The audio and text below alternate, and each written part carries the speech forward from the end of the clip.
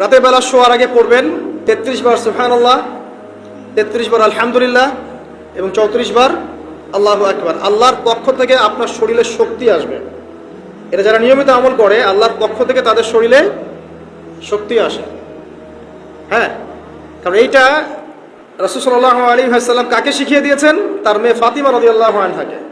ফাতিমা রাদিয়াল্লাহু আনহা এবং আলী রাদিয়াল্লাহু আনহু তারা দুজন গিয়েছেন আল্লাহ রাসূলের দরবারে, গিয়ে বলেছেন আমাদেরকে একজন দাসী বা দাস দিন, বাসার অনেক কাজ আমরা করতে পারি না, লাগে না কাজের মানুষ। নবী সাল্লাল্লাহু আলাইহি ওয়াসাল্লাম বলছেন যে আমি কি তোমাদেরকে এমন কিছু শিখিয়ে দিব যেটা তোমাদের এই দাস দাসের অভাব পূরণ করে দিবে, প্রয়োজন হবে না? তো অবশ্যই শিখিয়ে দিন। তখন নবীজি শিখালেন সাল্লাল্লাহু আলাইহি ওয়াসাল্লাম যে ঘুমানোর আগে 33 বার সুবহানাল্লাহ পড়বে, 33 বার আলহামদুলিল্লাহ এবং 34 বার আল্লাহু আকবার। তোমাদের দাস দাসীর প্রয়োজন হবে না ইনশাআল্লাহ।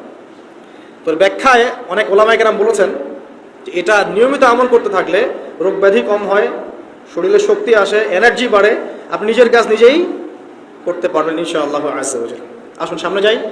এরকম ঘুমানোর আরো বেশ কিছু আমল আছে, আমি অল্প কয়েকটা বললাম, এগুলোই করা শুরু করেন, আল্লাহ তৌফিক দান করুন।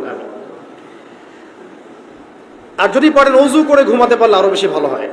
এবার আপনি ঘুমাচ্ছেন ডান কাত হয়ে, কি পড়বেন এই সময়? আল্লাহুম্মা বিসমিকা আমুতু ওয়া আহইয়া, আলহামদুলিল্লাহ, দোয়া সবার মুখস্থ আছে। এবার ঘুমান। এই যে ঘুমাচ্ছেন আপনি 3 ঘন্টা বা 4.5 ঘন্টা বা 6 ঘন্টা, আপনার এই পুরো ঘুমটা হবে ইবাদত ইনশাআল্লাহ তাআলা। এবং পবিত্র অবস্থায় ঘুমানোর অভ্যাস করতে থাকলে আল্লাহর পক্ষ থেকে আপনি সত্য স্বপ্ন দেখতে পারেন। এখনকার সায়েন্স এগুলা বিশ্বাস করে না, আর এই সায়েন্স কিনে আমার কোনো মাথা ব্যথাও নাই। কারণ এই আজকে একটা কথা বলে কালকে একটা কথা বলে, ঠিক আছে?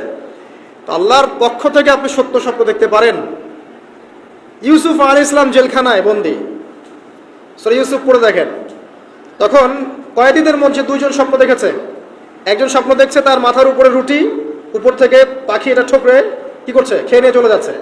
আরেকজন স্বপ্ন দেখেছে যে সে শরাব পান করাচ্ছে একজনকে, আছে না সূরা ইউসুফে? তো ইউসুফ আলাইহিস সালাম বললেন যে যার মাথা থেকে পাখি ঠোকরায় খেয়ে নিচ্ছে খাবার, তাকে শুলদণ্ড দেওয়া হবে। আর যে শরাব পান করাচ্ছে সে অতি শীঘ্রই মুক্ত হয়ে যাবে, জেল থেকে ছাড়া পেয়ে যাবে। কয়েকদিন পর তাই হলো। এই যে স্বপ্ন যারা দেখেছে এরা কি মুসলিম? এই স্বপ্ন যারা দেখেছে এরা কিন্তু মুসলিম না। ইউসুফ আলাইহিস সালাম মুসলিম, তিনি আল্লাহর নবী, তিনি স্বপ্নের ব্যাখ্যা করছেন, কিন্তু এখানে একজন অমুসলিমের স্বপ্ন সত্য হয়েছে। একজন অমুসলিমকে আল্লাহ পাক স্বপ্ন দেখাতে পারেন, দলিল আছে কোরআনে।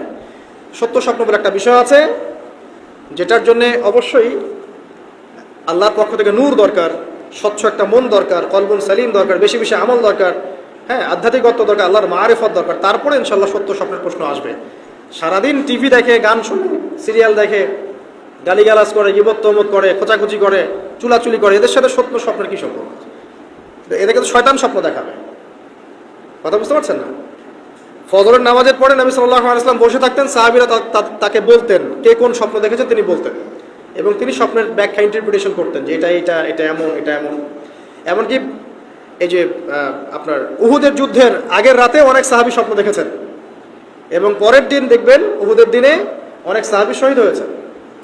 তো যাই হোক, ওইদিকে আমি যাচ্ছি না। তো এই যে ঘুমটা আপনি ঘুমাচ্ছেন, ইনশাআল্লাহ আপনার ঘুমটা কি হচ্ছে? ইবাদত হচ্ছে না? আলহামদুলিল্লাহ। আলেম যারা, তাদের ঘুমও ইবাদত। যারা এই যে মুসলিম, মুমিন, মুত্তাকি, আলেম, তাদের ঘুমগুলো কি ইবাদত।